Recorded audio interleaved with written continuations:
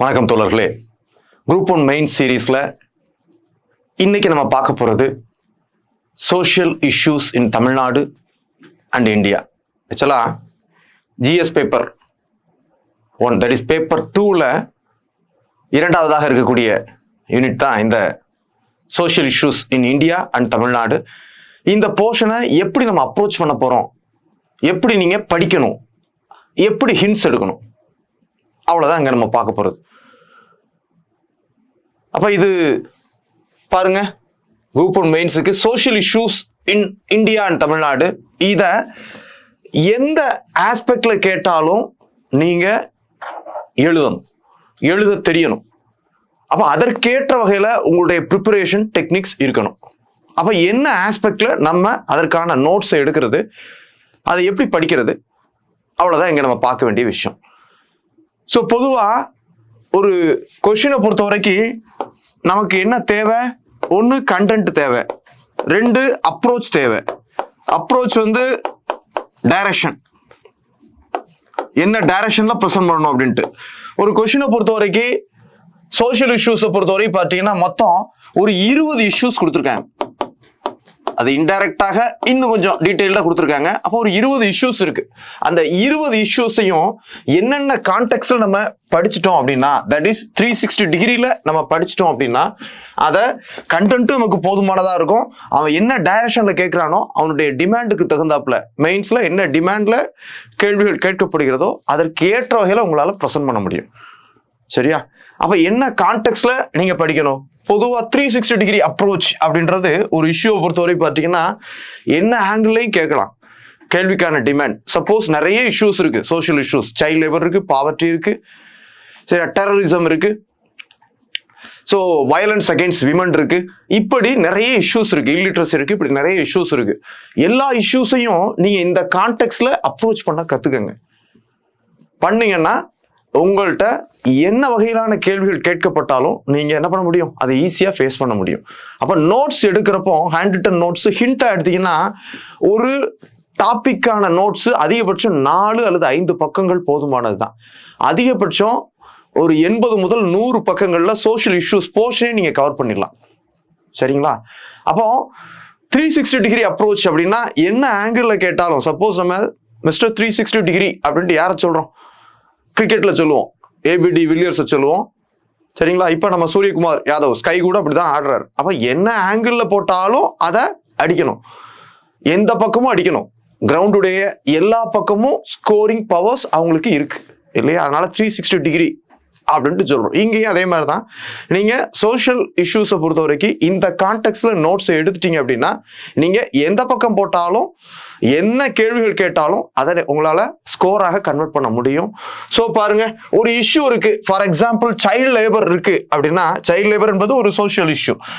அந்த இஷ்யூவை பத்தி கேட்கிறோம் அப்படின்னா அந்த நம்ம என்ன கான்டெக்ட்ல நோட்ஸ் எடுக்கணும் அப்படின்னு கேட்டீங்கன்னா அந்த இஷ்யூக்கு மீனிங் என்ன, சைல்ட் லேபர்னா உங்களுடைய பார்வையில யார் சைல்ட் லேபர், அதற்கான மீனிங் என்ன, அதற்கான டெஃபினேஷன் என்ன, ஆத்தென்டிகேட்டடான இன்ஸ்டிடியூஷன் டெஃபினேஷன்லாம் அளவா படிக்கணும். பாருங்க, நோட்ஸ் வந்து அளவுக்கு அதிகமாக செய்யக்கூடாது, அளவா எடுக்கணும்.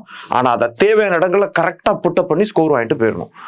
ஸோ பாருங்க, ஒரு இஷ்யூ இருக்குன்னா அதுக்கான மீனிங் என்ன, அதுக்கான டெஃபினேஷன் என்ன. டெஃபினேஷன் எப்படி கொடுக்கணும்னா ஒரு ஆத்தென்டிகேட்டடான இன்ஸ்டிடியூஷன் கொடுத்த டெஃபினேஷனை கொடுக்கணும். குறிப்பா சைல்ட் லேபரா ILO கொடுத்த டெஃபினேஷனை கொடுக்கணும், லிட்ரஸியா யுனெஸ்கோ கொடுத்த டெஃபினேஷனை கொடுக்கணும், பாவர்ட்டி லைனா வேர்ல்டு பேங்க் கொடுத்த டெஃபினேஷனை கொடுக்கணும். இப்படி ஸோ கரப்ஷனா டிரான்ஸ்பரன்சி இன்டர்நேஷனல் கொடுத்த டெஃபினேஷனை கொடுக்கணும். இப்படி ஆத்தென்டிகேட்டடான இன்ஸ்டிடியூஷன் கொடுத்த டெஃபினேஷனை படிச்சு வச்சுக்கணும். அடுத்ததா அதனுடைய டைமென்ஷன்ஸ் இருக்கலாம் அல்லது டைப்ஸ் இருக்கலாம், அதை படிக்கணும். இப்போ பாவர்ட்டினா டைப்ஸ் ஆஃப் பாவர்ட்டி என்ன, ரூரல் பாவர்ட்டி, அர்பன் பாவர்ட்டி, இப்படி பார்க்குறோம். அன்எம்ப்ளாய்மெண்ட்னா அதில் நிறைய டைப்ஸ் இருக்கு. சரியா? இப்படி இப்போ விமன் எம்பவர்மெண்ட் ஒரு இஷ்யூ இருக்குன்னா அதுக்கான டைமென்ஷன் இருக்கு, political empowerment, economic empowerment, social empowerment, இப்படி இருக்கா. இப்படி அதனுடைய டைப்ஸ் அண்ட் டைமென்ஷன்ஸை படிக்கணும். சரியா? டைமென்ஷன்ஸை படிக்கணும். அடுத்ததா பாருங்க, இண்டிகேட்டர்ஸ் இருக்கும், ஒவ்வொன்றுக்குமே இண்டிகேட்டர்ஸ் இருக்கும், பாராமீட்டர்ஸ் ஆர் இண்டிகேட்டர்ஸ் இருக்கும்.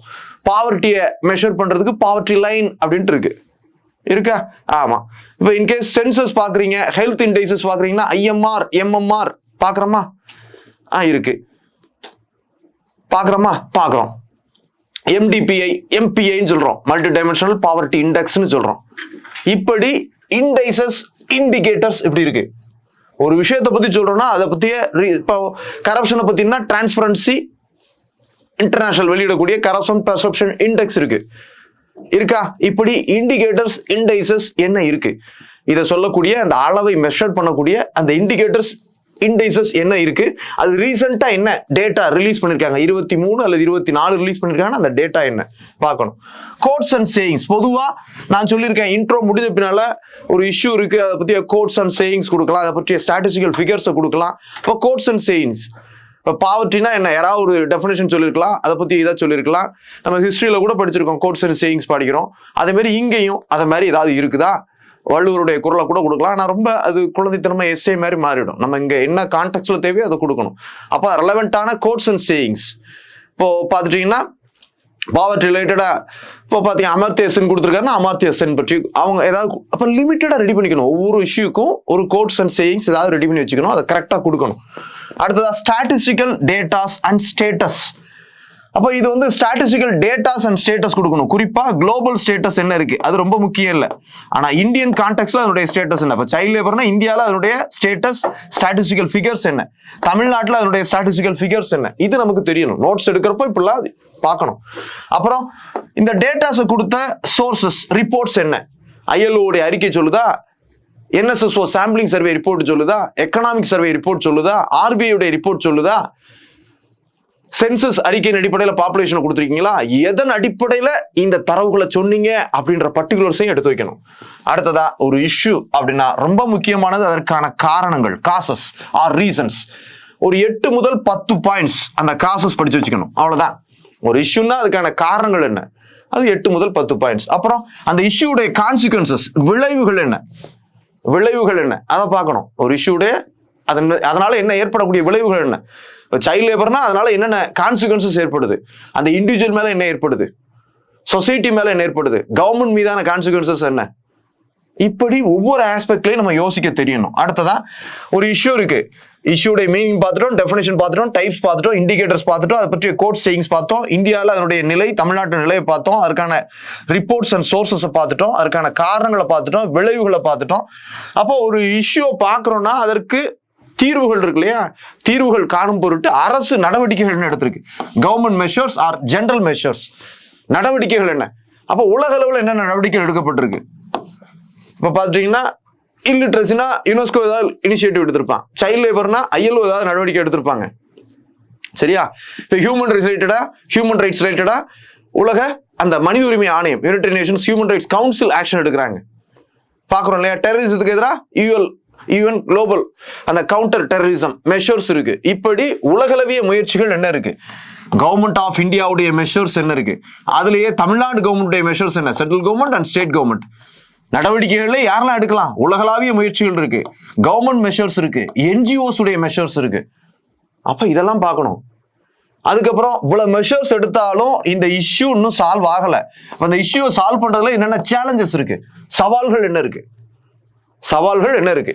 ரைட்டு, இவ்வளவு முடிஞ்சும் சேலஞ்சஸ் பார்த்துட்டோம். அப்போ இந்த பிரச்சனையை ஹேண்டில் பண்றதுக்கு உன்னுடைய சஜஷன்ஸ் என்ன, யுவர் சஜஷன்ஸ், அல்லது கவர்மெண்ட் இன்னும் என்ன மெஷர் எடுக்கலாம், உங்களுடைய ஆலோசனை சொல்லணும் இல்லையா. வே ஃபார்வர்ட் அண்ட் சஜஷன்ஸ் பார்த்துட்டீங்கன்னா முழுமையாக இதுல அவங்க ஏதோ ஒரு 2 கான்டெக்ட் 3 கான்டெக்ட்லாம் கொஸ்டின் கேட்பாங்க 15 மார்க் அப்படின்னா அதை நம்ம ஈஸியா ஹேண்டில் பண்ணிட்டு போயிடலாம். அப்போ நோட்ஸ் எடுக்கிறது எப்படி எடுக்கணும் அப்படின்னு கேட்டீங்கன்னா இந்த ஆஸ்பெக்ட்ல ஒவ்வொரு டாபிக்குக்கும் நீங்க நோட்ஸ் எடுத்து வைக்கணும்.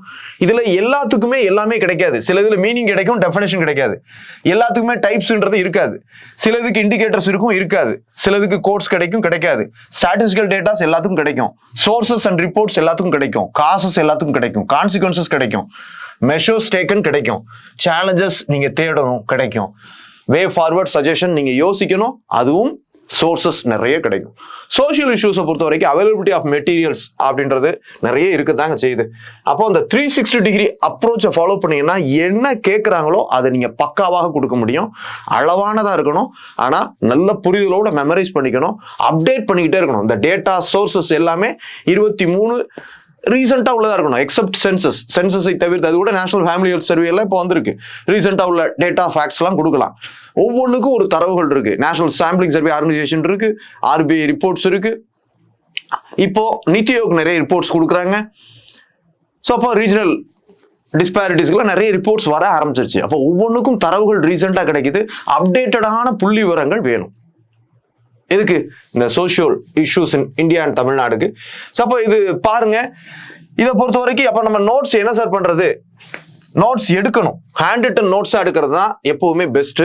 ஸோ ரொம்ப டைம் இல்லை அப்படின்னா இது லாங் டர்மா படிச்சீங்கன்னா அடுத்த அட்டம்ப்ட் கூட இது உங்களுக்கு யூஸ் ஆகத்தான் செய்யும். ஹிண்டாவே எடுத்துடலாம். ஒரு டாபிக் நோட்ஸ் எடுக்கிறது பார்த்தீங்கன்னா ஆஃப் டே போதுமானது தான். இன்னும் சொல்ல போனா மொத்தமே பார்த்தீங்கன்னா பாருங்க, டேக்கிங் நோட்ஸ் அப்படின்றது இங்க ரொம்ப முக்கியமான விஷயம். ஹிண்டா எடுத்தா கூட நீங்க போதுமானது தான். ஒரு வகையில பார்த்தீங்கன்னா டாபிக் வைஸ் நோட்ஸ் எடுக்கணும். 20 இஷ்யூ இருக்குன்னா 20 இஷ்யூவையும் டீகோடட் ஐட்டம் வைஸ் நோட்ஸ் எடுக்கணும். அதை டீகோட் பண்றோம் அப்படின்னா அந்த ஐட்டம் வைஸ் நோட்ஸ் எடுக்கணும். ஹிண்டாக எடுத்தாலே போதும். நம்ம அதை எக்ஸ்பிளைன் பண்ணி எழுதிக்க போறோம், அவ்வளவுதான். ஹிண்டா எடுத்தோம்னா லிமிட்டடா 2 பக்கம் 3 பக்கத்துல நோட்ஸ் எடுத்தோம்னா நமக்கு அளவு கம்மியா இருக்கிற மாதிரி தெரியும். ஈஸியா மெமரைஸ் பண்றதுக்கு நமக்கு சைக்காலஜிக்கலா அது சப்போர்ட்டிவாக இருக்கும். சரியா? அப்ப ஹிண்டா கூட எடுக்கலாம். ஒரு டாபிக்கு 4 முதல் 5 பக்கங்கள் எடுக்கலாம், அவ்வளவுதான். அதுக்கு மேல அங்க கண்டென்ட் இல்லை. சப்போ 360 டிகிரி வைஸ் நோட்ஸ் எடுக்கணும். இப்போ சோர்சஸ் என்ன பண்ணலாம்? இப்போ சோஷியல் இஷ்யூஸ் அப்படின்னா பொதுவாகவே ஆத்தென்டிகேட்டடான புக் என்ன அப்படின்னா சோஷியல் இஷ்யூஸ் இன் இந்தியா. யாரு? ராமகுஜா ஆத்தர் புக்கு. சரியா? அது இதுதான். ஆனா அவர் வந்து பாத்தீங்கன்னா பழைய டேட்டாக்களை கொடுத்துருப்பாரு. ஆனா கான்செப்டுவலா கரெக்டா இருக்கும். ஆனா அது சம்பந்தமான புள்ளி விவரங்கள், டேட்டாக்கள், ரீசன்ட் அப்டேஷன்ஸ் இருக்காது. ஆனா அந்த தேடணும் அப்படின்னா ஸோ ஒரு topic child labour issue in India for UPSC mains நோட்ஸ்னு அடிங்க, ஆட்டோமேட்டிக்காக வந்துடும். எக்கச்சக்க வெப்சைட்ஸ் போட்டு வச்சிருக்காங்க. 15-20 வெப்சைட்ஸ் வந்து பக்காவா ஒரு சப்ஜெக்டை 360 டிகிரி வைஸ் அனலைஸ் பண்ணி கொடுத்துருக்காங்க. ஸோ லாங்குவேஜ் பேரி என்பது இல்லை. இங்கே வந்து பார்த்தீங்கன்னா நீங்கள் தமிழ் மீடியம் அப்படின்னாலுமே நான் சொல்லிட்டேன், தமிழில் எழுதி நீங்கள் சர்வீஸ் வாங்கலாம். ஆனால் ஆங்கில குறிப்புகளை ரெஃபர் பண்ணக்கூடிய ஸ்கில் உங்களுக்கு வேணும். அப்போ அழகா சிம்பிள் இங்கிலீஷ்ல தான் கொடுக்குறாங்க. அதை சிம்பிளா ஹிண்டா தமிழ்ல எடுத்துட்டு நீங்க எழுதி கொடுத்து சர்வீஸ் வாங்கலாம். அந்த திறமை நிச்சயமாக குரூப் 1 பொறுத்தவரை உங்களுக்கு தேவையான ஒண்ணு. ஸோ வெப்சைட்ஸ் இருக்கு, பாலிசி நோட்ஸ் இருக்கு. ஒவ்வொன்றுக்குமே வந்து பாத்தீங்கன்னா இப்போ ஸ்டேட் கவர்மெண்ட் இனிஷியேட்டிவ்ஸ் எல்லாம் பார்க்கணும்னா நீங்க ஸ்டேட் கவர்மெண்ட் பாலிசி நோட்ஸை ரெஃபர் பண்ணணும். Social welfare department, rural welfare department, இதனுடைய பாலிசி நோட்ஸ்லாம் ரொம்ப முக்கியம். டாபிக் வைஸ் பார்த்தீங்கன்னா ஸ்கில் டெவலப்மெண்ட்னா industries and commerce department, so small industries department அவங்களுடைய பாலிசி நோட் எடுக்கணும். So education department, health department policy note, ஏன்னா ஹெல்த் இஷ்யூஸ் இருக்கு, எஜுகேஷன் இல்லிட்ரஸி இருக்கு. அப்போ அந்த டிபார்ட்மெண்ட்டுடைய பாலிசி நோட்லாம் பார்க்கணும். அப்போ என்னென்ன டிபார்ட்மெண்ட்லாம் பாலிசி நோட் பார்க்கணும்? பொதுவாக மெயின்ஸ்னாலே இந்த டிபார்ட்மெண்ட்டுடைய பாலிசி நோட்ஸ்லாம் கோ த்ரூ பண்ணுறது ரொம்ப முக்கியம். இப்போ நீங்கள் ஹிஸ்ட்ரின்னு எடுத்துட்டீங்கன்னா ஸோ ஆர்கியாலஜிக்கல் டிபார்ட்மெண்ட், தமிழ் வளர்ச்சித்துறையுடைய policy note, arts and culture department policy நோட்லாம் அதுக்கு பார்க்கணும். சரியா? அடுத்தது பார்த்தீங்கன்னா இங்கே சோஷியல் இஷ்யூஸ் ஆகட்டும், எக்கனாமிக்ஸ் ஆகட்டும், இதுக்கு சில ஸ்கீம்ஸ் எல்லாம் படிக்கிறீங்க. அப்போ சோஷியல் வெல்ஃபேர் டிபார்ட்மெண்ட்டே பாலிசி நோட்டு, ரூரல் டெவலப்மெண்ட் டிபார்ட்மெண்ட்டே பாலிசி நோட்டு, அக்ரி டிபார்ட்மெண்ட்டே பாலிசி நோட்டு, எஜுகேஷன் டிபார்ட்மெண்ட்டே பாலிசி நோட்டு, ஹெல்த் டிபார்ட்மெண்ட்டே policy note, industries and commerce டிபார்ட்மெண்ட்டே பாலிசி நோட்டு, எஸ்எஸ்ஐ இண்டஸ்ட்ரீஸ் உடைய பாலிசி நோட்டு, இதெல்லாம் நீங்க பார்க்கணும். சரியா? அப்புறம் இனிஷியேட்டிவ்ஸ்க்கு ஐடி டிபார்ட்மெண்ட்டுடைய பாலிசி நோட் பார்க்கலாம். அப்போ பாலிசி நோட் என்பது அழகா பிடிஎஃப் கொட்டி கிடக்குது தமிழ்நாடு கவர்மெண்ட் வெப்சைட்லயே, பைலிங்குவலா கிடைக்குது. அதெல்லாம் யூட்டிலைஸ் பண்ணுங்க. அடுத்தது பாருங்க newspapers. So newspaper Tamil நாளிதழ்களே போதுமானது நிறைய இருக்கு. தினமணி இருக்கு, அதே மாதிரி தி ஹிந்து தமிழ்ல வரக்கூடிய அந்த நடுப்பக்க ஆர்டிகிள்ஸ்லேயே நிறைய சோஷியல் இஷ்யூஸை அனலைஸ் பண்ணியிருக்காங்க. அதை கூட நீங்க ஹிண்டா எடுத்து வைக்கலாம். அதுல உள்ளதெல்லாம் நீங்க அப்டேட் பண்ணிக்கலாம். பொதுவாக பாருங்க 4 லைன் தான்.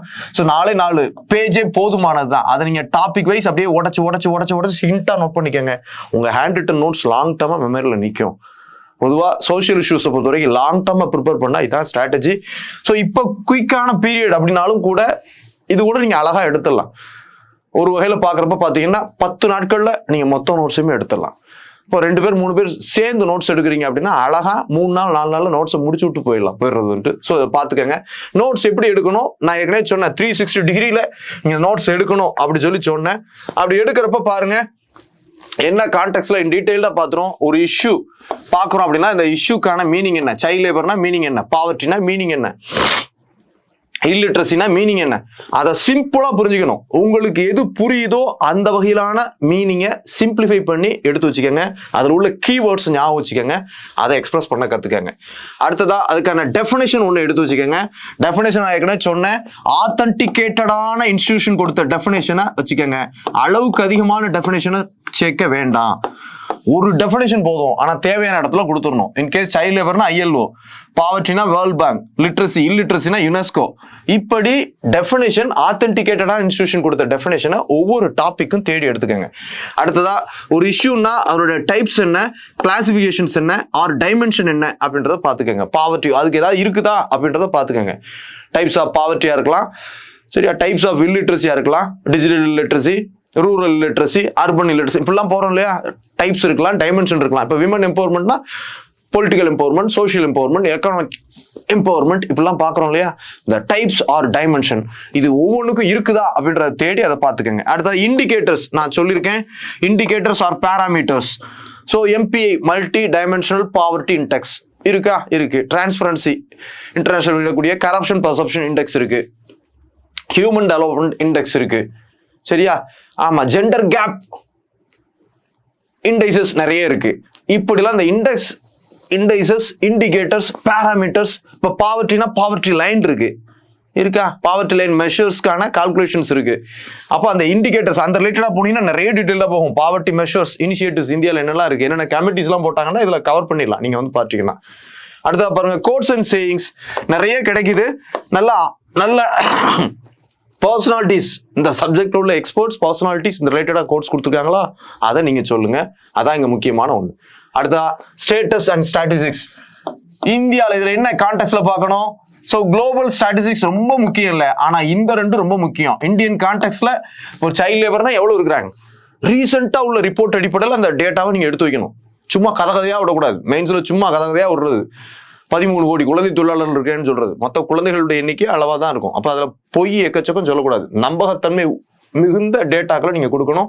அது ரீசெண்டா உள்ள டேட்டாக்களை கொடுக்கணும். 22, 23 உள்ள தரவுகளை கொடுக்கணும். அதை எடுத்து வச்சுக்கோங்க, அதை மெமரைஸ் பண்ணிக்கோங்க. அடுத்தது அந்த டேட்டாக்களை கொடுக்கக்கூடிய சர்வே ரிப்போர்ட்ஸ், அதையும் நீங்க சொல்லணும். ஆதாரம் ஒன்று சொல்றீங்கன்னா என்னென்ன சர்வே ரிப்போர்ட் அடிப்படையில் அந்த டேட்டாக்களை கொடுக்குறீங்க அப்படின்றதுக்கான தரவுகளையும் கொடுக்கணும். இப்போ அன்எம்ப்ளாய்மெண்ட்னா NSSO, இப்போ RBI உடையது வந்து பொருளாதார புள்ளி விவரங்கள், RBI ரிப்போர்ட் சொல்லலாம். ஸோ ஹெல்த் இண்டிகேட்டர்ஸ், பாப்புலேஷன் ரிலேட்டடா National Family Health Survey and census சொல்லலாம். எக்கனாமிக் சர்வே ரிப்போர்ட்ஸ் சொல்லலாம். கரப்ஷனுக்குன்னா டிரான்ஸ்பரன்சி இன்டர்நேஷனல் ரிப்போர்ட்டை கொடுக்கலாம். சைல்ட் லேபருக்கு ILO கொடுக்கலாம். வேர்ல்டு பேங்க் கொடுக்கலாம். பாலிசி நோட்ஸ்ல இருந்து தரவுகளை எடுத்து கொடுக்கலாம், சரியா. ஸோ நித்தி ஆயோக் டேட்டா கொடுக்குறாங்க. நித்தி ஆயோக்குடைய ரிப்போர்ட்லாம் நிறைய கொடுத்துருக்காங்க. நித்தி ஆயோக் இப்போ சமீபத்தில் நிறைய ரிப்போர்ட்ஸ் கொடுக்குறாங்க, அதை கொடுக்கலாம். எஸ்ட்ரோயல் பிளானிங் கமிஷன் ரிப்போர்ட் தற்போதைய நித்தி ஆயோக் ரிப்போர்ட்டாக ரிலீஸ் ஆயிட்டு இருக்கு.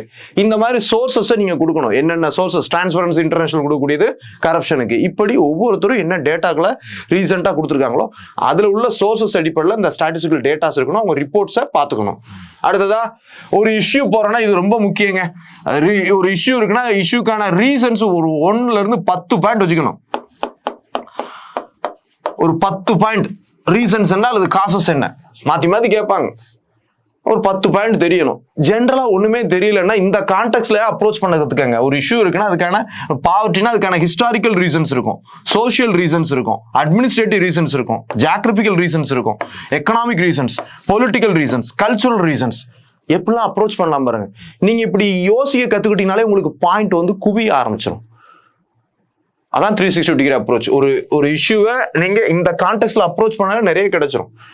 ஆனா எல்லா டாபிக்குகளுக்கும் இந்த கான்டெக்ட்ல போகணும்னு அவசியம் இல்லை.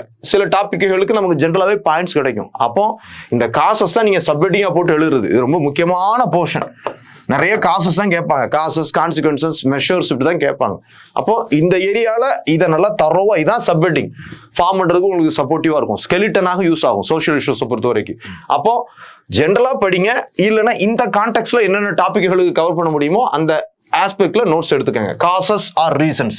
அடுத்ததா பாருங்க, ஒரு இஷ்யூ இருக்கு அப்படின்னா அதனுடைய எஃபெக்ட்ஸ் என்ன, கான்சிக்வன்சஸ் என்ன, இதெல்லாம் நீங்க பார்க்கணும். ஒரு இஷ்யூடைய எஃபெக்ட் என்ன, கான்சிக்வன்சஸ் விளைவுகள் ஆர் சோ பார்க்கணும். இதுக்கு ஒரு 5 முதல் 6 பாயிண்ட் இரண்டு கான்சிக்வன்சஸ் கொடுக்குது. On society, on individual, on public, on government. அந்த கான்டெக்ட்ல நம்ம அப்ரோச் பண்ணலாம். அடுத்ததா பாருங்க, ஒரு இஷ்யூ இருக்கு, அதுக்கான காரணங்களை பார்த்துட்டோம், அதனுடைய விளைவுகளை பார்த்துட்டோம். அப்போ அந்த இஷ்யூவை சால்வ் பண்ணணும் இல்லையா? அப்போ மெஷர்ஸ் டேக்கன், இது தொடர்பான நடவடிக்கைகள் என்ன எடுக்கப்பட்டிருக்கு, அந்த இஷ்யூவை ஹேண்டில் பண்றதுக்கு என்னென்ன நடவடிக்கைகள் எடுக்கப்பட்டிருக்கு, உலகளாவிய முயற்சிகள் என்ன எடுக்கப்பட்டிருக்கு, இந்திய அரசாங்கம் என்ன முயற்சிகள் எடுத்திருக்கு, தமிழ்நாடு அரசாங்கம் என்ன முயற்சிகள் எடுத்திருக்கு, அதிலே உள்ளாட்சி அமைப்புகள் பஞ்சாயத்து ராஜ் இன்ஸ்டிடியூஷன்ஸ் ஆகட்டும், நகர்பாலிகா இன்ஸ்டிடியூஷன்ஸ் ஆகட்டும், அவங்க என்ன நடவடிக்கை எடுத்திருக்காங்க. இதை தவிர அரசு சாரா நிறுவனங்களான என்ஜிஓக்கள் என்ன நடவடிக்கை எடுத்திருக்காங்க. இப்படிலாம் நம்ம அப்ரோச் பண்ணலாம். அப்படிதான் கேள்வி கேட்பாங்க. எல்லா இஷ்யூலையும் என்ஜிஓ கூட ரோல் எல்லாம் கேட்டிருக்காங்க. அப்ப இப்படிலாம் நமக்கு பார்க்க தெரியணும். அடுத்ததா சேலஞ்சஸ் இன் ஹேண்ட்லிங். அவ்வளவுதான். ஒரு இஷ்யூவை பார்க்குறோம், அதுக்கான காரணம் பார்க்குறோம், விளைவு பார்க்குறோம், அந்த இஷ்யூ ஹேண்டில் பண்றதுக்கு கவர்மெண்ட் என்னென்ன மெஷர்ஸ் எடுத்திருக்கான்னு பார்க்குறோம். ஆனாலும் அந்த இஷ்யூ இன்னும் ப்ரிவாலண்டா இருக்கு, அந்த இஷ்யூ இருந்துகிட்டே தான் இருக்கு. அப்ப அந்த இஷ்யூவை ஹேண்டில் பண்றதுல என்னென்ன சேலஞ்சஸ் கவர்மெண்ட் ஹேண்டில் பண்றதுல என்னென்ன சேலஞ்சை ஃபேஸ் பண்றாங்க அதை பார்க்கணும். Challenges in handling this issue. அதுக்கு என்ன பார்க்கணும்? 1 2 3 4 5 6 குறைந்தது 6 பாயிண்டா பார்த்து வச்சுக்கணும். ரைட்டு. அடுத்து என்ன பண்ணணும்? அப்போ கவர்மெண்ட் மெஷர்ஸ் எடுத்தாலும் இன்னும் அந்த இஷ்யூவை ஹேண்டில் பண்ண முடியல. அப்போ இன்னும் என்ன நடவடிக்கை எடுத்தோம்னா அந்த இஷ்யூவை தீர்க்கலாம். அப்போ அதற்கான சஜஷன்ஸ் என்ன, வே ஃபார்வர்ட் என்ன, அதற்கான உன்னுடைய ஆலோசனைகள் என்ன, அல்லது என்ன நடவடிக்கை எடுக்கணும், measures to be taken or way forward, எடுக்கப்பட வேண்டிய நடவடிக்கைகள் அப்படின்ற அடிப்படையில் அரசாங்கம் இதை பண்ணணும், என்ஜிஓ இதை பண்ணணும், சட்டத்தில் திருத்தம் பண்ணணும், இப்படிலாம் சஜஷன் கொடுக்குறோம் பார்த்தீங்களா? இதுவும் ஒரு 6 பாயிண்டாவது மினிமம் எடுத்து வச்சுக்கோங்க. இப்படி ரெடி பண்ணீங்கன்னா நீங்க என்ன பண்ணலாம்? மொத்தத்தையும் கவர் பண்ணலாம், பக்காவே ஆன்சர் பண்ணிடலாம். சோஷியல் இஷ்யூஸை பொறுத்த வரைக்கும் மொத்தமே இவ்வளவுதான். ரைட்டு.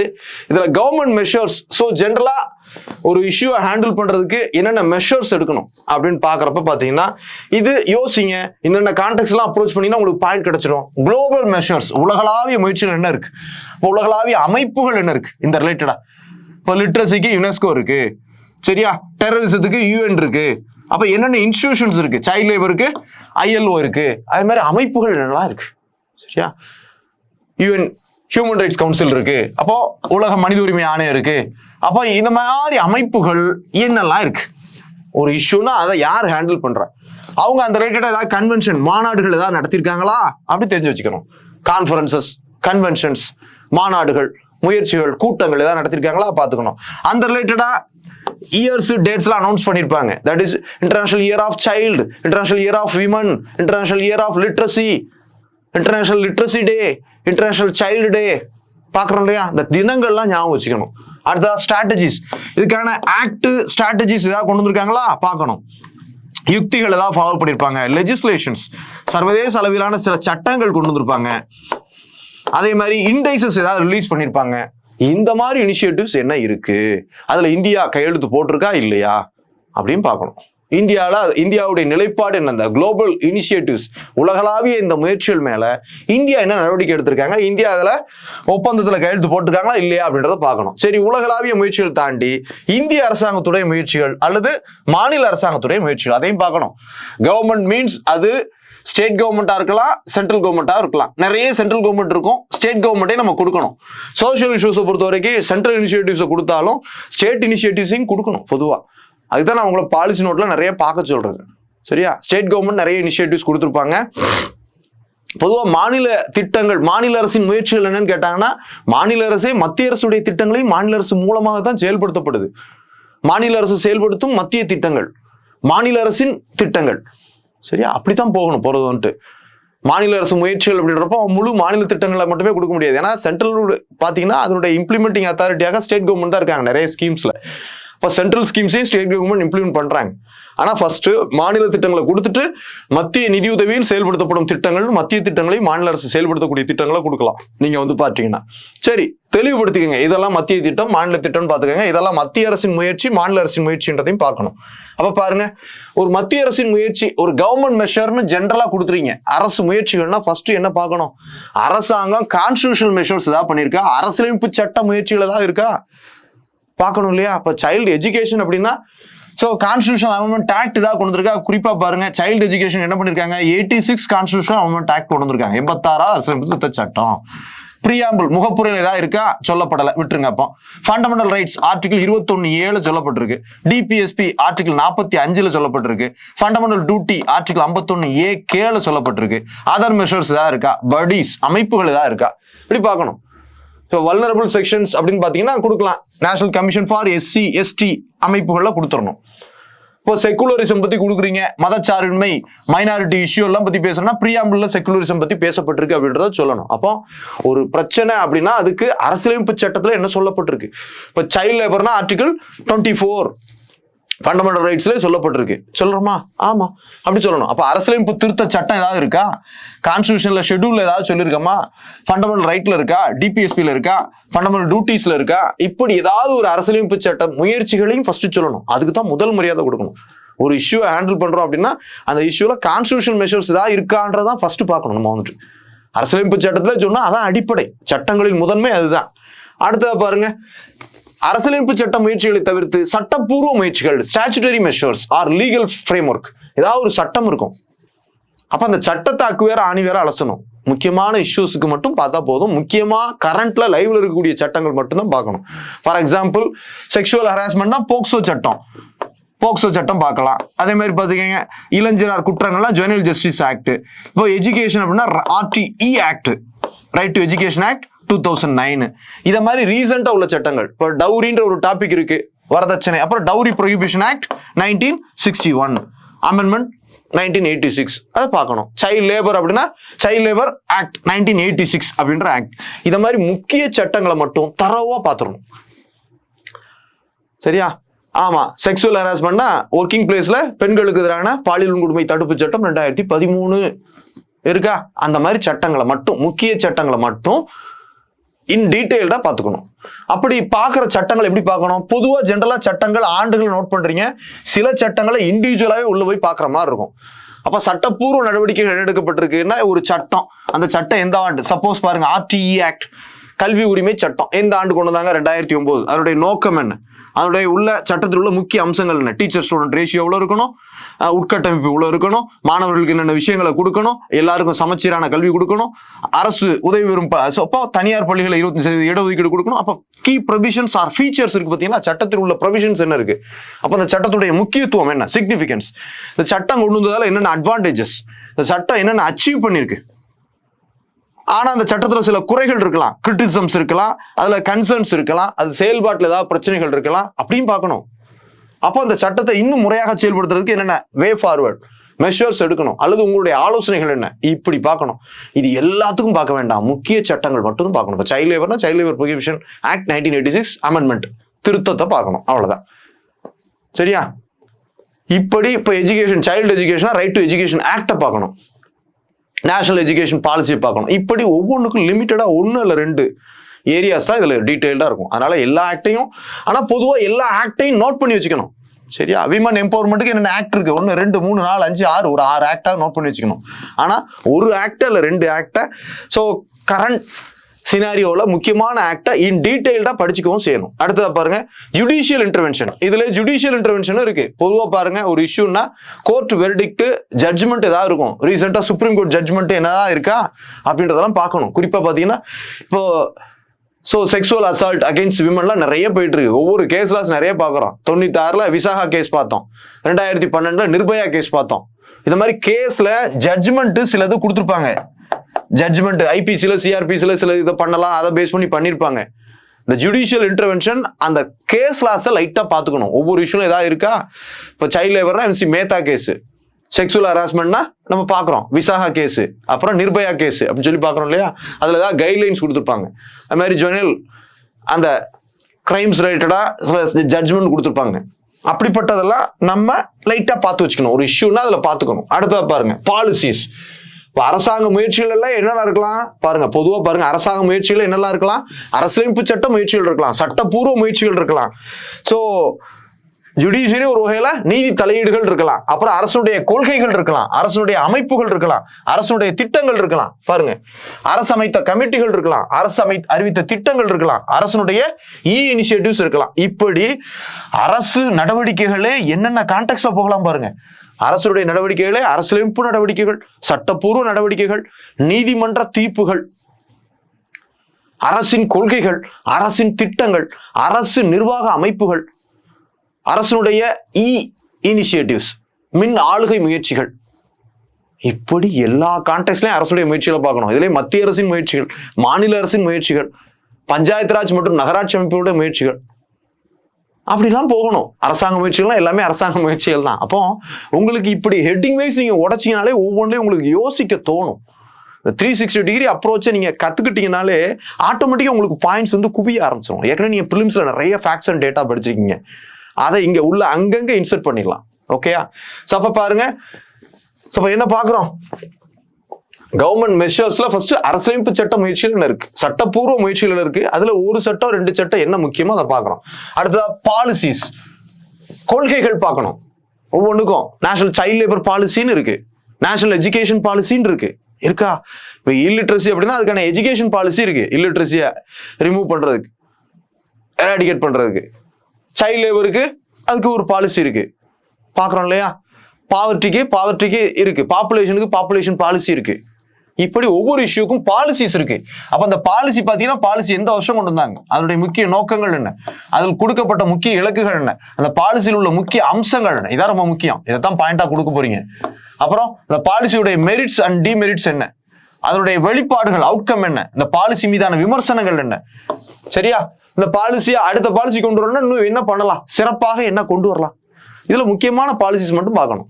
சரியா? ஹெல்த் பாலிசி பார்க்கணும், பாப்புலேஷன் பாலிசி பார்க்கணும், சைல்ட் லேபர் பாலிசி பார்க்கணும், எஜுகேஷன் பாலிசி பார்க்கணும். இதுல ஒவ்வொரு இஷ்யூக்கும் ஒரு பாலிசி இருக்காது, அதுல ஏதாவது அவைலபிலிட்டி இருக்கான்றதை என்ஷூர் பண்ண வேண்டியது உங்க டியூட்டி. அடுத்ததா பாருங்க, ஆர்கனைசேஷன்ஸ், அமைப்புகளை பார்க்கணும். இப்போ சைல்ட் லேபர் இருக்குன்னா NCPCR இருக்கு, national commission for protection of child rights அப்படின்ற ஒரு அமைப்பு இருக்கு. வல்னரபிள் செக்ஷன்ஸ், அந்த அவங்களுக்கான இஷ்யூனா நேஷனல் கமிஷன் ஃபார் SC இருக்கு, நேஷனல் கமிஷன் ஃபார் ST இருக்கு, நேஷனல் கமிஷன் ஃபார் மைனாரிட்டிஸ் இருக்கா? இதை போன்ற அமைப்புகளை பார்க்குறோம். சரியா? ஒவ்வொரு இஷ்யூக்கும் அமைப்புகள் இருக்கு, ஏதாவது அமைப்புகள் இருக்கும், அந்த அமைப்புகளை பார்க்கணும். அப்போ அந்த அமைப்போட பேர் என்ன, அந்த அமைப்பு எந்த வருஷம் ஃபார்ம் செய்யப்பட்டது, அது ஸ்டாச்சுட்டரி படியா ஒரு சட்டத்தின்படி உருவாக்கப்பட்ட அமைப்பா, அல்லது கான்ஸ்டிடியூஷனல் படியா அரசியலமைப்பு சட்டத்தின்படி உருவாக்கப்பட்ட அமைப்பா, அல்லது ஒரு அட்வைசரி படி ஆர் எக்ஸ்ட்ரா கான்ஸ்டிடியூஷனல் படியா, இதெல்லாம் தெரிஞ்சிருக்கணும். அப்புறம் அதோடைய தொகுப்பு என்ன, காம்போசிஷன் என்ன, சேர்மன் யாரு, வைஸ் சேர்மன் யாரு, மெம்பர்ஸ் யாரு, அதுல பார்ட்டி மெம்பர்ஸ் யாரு, ஃபுல் டைம் மெம்பர்ஸ் யாரு தெரிஞ்சுக்கணும். அதான் காம்போசிஷன். லாஸ்ட் டைம் முழுக்க நித்தியோ கூடிய காம்போசிஷன் தான் கேட்டான். ஆனா மக்கள் என்ன எழுதி வச்சிருக்காங்க, அவருடைய ஃபங்க்ஷன்ஸ், பவர்ஸ், ஆக்டிவிட்டிஸ்லாம் எழுதி வச்சிருக்காங்க. ஆனா கேட்டது காம்போசிஷன். பக்கவா கொடுத்தீங்கன்னா முழு மதிப்பெண் உங்களுக்கு. சோ பாருங்க, அப்போ அந்த அமைப்பு படியுடைய அப்ஜெக்டிவ்ஸ் என்ன, நோக்கங்கள் என்ன, அதனுடைய பவர்ஸ் என்ன, ரொம்ப முக்கியம், ஃபங்க்ஷன்ஸ் என்ன, அந்த அமைப்பு என்னென்ன அச்சீவ்மெண்ட்டை பண்ணிருக்கு, அவங்களுடைய ஸ்கீம்ஸ் பாலிசிஸ் என்ன அச்சீவ் பண்ணிருக்காங்க, அந்த அமைப்புல ஏதாவது குறைபாடுகள் இருக்கா, லிமிடேஷன்ஸ். சோ அந்த அமைப்பு மீதான விமர்சனங்கள் என்ன இருக்கு, இன்னும் இதை சரியா பண்ணிருக்கலாம், இப்படி இருந்திருக்கலாம் அப்படின்ட்டு நிறைய பேர் ஏதாவது கிரிட்டிசிசம் சொல்லியிருப்பாங்க. ரைட்டு, இந்த அமைப்பு இன்னும் சிறப்பா செயல்பட என்ன ஆலோசனை சொல்றீங்க, உங்க மெஷர். சோ கவர்மெண்ட் அதுக்காக என்ன நடவடிக்கை எடுத்திருக்கு, ஏதாவது பண்ணலாமா அப்படின்றத பார்க்கணும். ஆர்கனைசேஷன்ஸ், இதை தவிர அந்த இஷ்யூவை ஹேண்டில் பண்றதுக்கு அப்பப்ப டெம்பரரியா கமிட்டிஸ் போட்டிருப்பாங்க. படிஸ் அண்ட் ஆர்கனைசேஷன் வேற, கமிட்டிஸ் வேற. சரியா? இப்ப ரங்கநாத் மிஸ்ரா கமிஷன் மைனாரிட்டிஸோட இஷ்யூஸை ஹேண்டில் பண்றதுக்கு அதை பத்தி சஜஷன் சொல்றதுக்காக கொடுத்துருக்காங்க. Corruption Sarkaria commission. சரியா? இப்படி ஒவ்வொன்றுக்கும் கமிஷன் போட்டிருக்காங்க.